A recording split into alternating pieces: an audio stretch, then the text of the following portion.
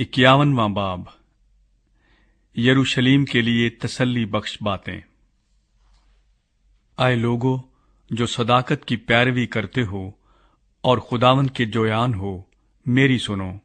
اس چٹان پر جس میں سے تم کاٹے گئے ہو، اور اس گڑھے کے سوراخ پر جہاں سے تم کھودے گئے ہو نظر کرو۔ اپنے باپ ابراہام پر اور سارا پر جس سے تم پیدا ہوئے نگاہ کرو، کہ جب میں نے اسے بلایا وہ اکیلا تھا، پر میں نے اس کو برکت دی اور اس کو کثرت بخشی۔ یقیناً خداوند صیون کو تسلی دے گا، وہ اس کے تمام ویرانوں کی دلداری کرے گا۔ وہ اس کا بیابان عدن کی مانند اور اس کا صحرا خداوند کے باغ کی مانند بنائے گا۔ خوشی اور شادمانی اس میں پائی جائے گی، شکر گزاری اور گانے کی آواز اس میں ہوگی۔ میری طرف متوجہ ہو اے میرے لوگو، میری طرف کان لگا اے میری امت، کیونکہ شریعت مجھ سے صادر ہوگی، اور میں اپنے عدل کو لوگوں کی روشنی کے لیے قائم کروں گا۔ میری صداقت نزدیک ہے، میری نجات ظاہر ہے، اور میرے بازو لوگوں پر حکمرانی کریں گے۔ جزیرے میرا انتظار کریں گے، اور میرے بازو پر ان کا توکل ہوگا۔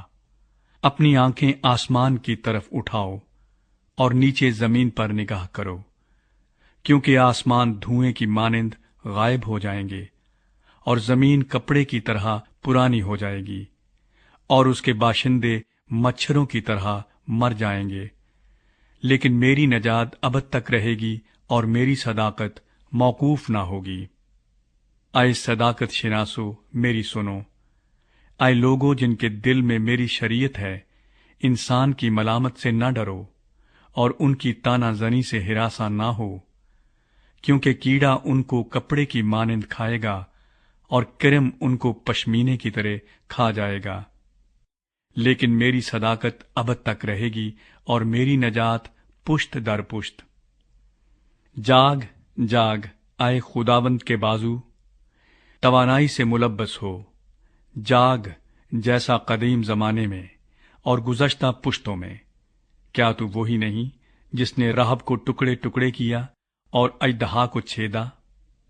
کیا تو وہی نہیں جس نے سمندر یعنی بحر عمیق کے پانی کو سکھا ڈالا، جس نے بحر کی تہہ کو راستہ بنا ڈالا تاکہ جن کا فدیہ دیا گیا اسے عبور کریں؟ سو وہ جن کو خداوند نے مخلصی بخشی لوٹیں گے، اور گاتے ہوئے صیون میں آئیں گے، اور ابدی سرور ان کے سروں پر ہوگا۔ وہ خوشی اور شادمانی حاصل کریں گے، اور غم و اندھو کافور ہو جائیں گے۔ تم کو تسلی دینے والا میں ہی ہوں۔ تو کون ہے جو فانی انسان سے اور آدم زاد سے جو گھاس کی مانند ہو جائے گا ڈرتا ہے؟ اور خداوند اپنے خالق کو بھول گیا ہے، جس نے آسمان کو تانا اور زمین کی بنیاد ڈالی۔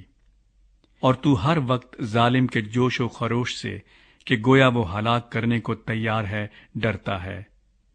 پر ظالم کا جوش و خروش کہاں ہے؟ جلا وطن اسیر جلدی سے آزاد کیا جائے گا۔ وہ غار میں نہ مرے گا، اور اس کی روٹی کم نہ ہوگی، کیونکہ میں ہی خداوند تیرا خدا ہوں، جو موجزن سمندر کو تھما دیتا ہے۔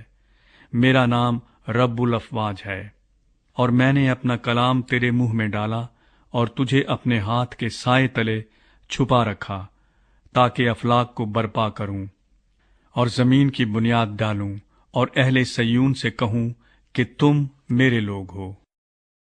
یروشلیم کے دکھوں کا خاتمہ۔ جاگ جاگ، اٹھ اے یروشلیم، تو نے خداوند کے ہاتھ سے اس کے غضب کا پیالہ پیا، تو نے ڈگمگانے کا جام تلچھٹ سمیت پی لیا۔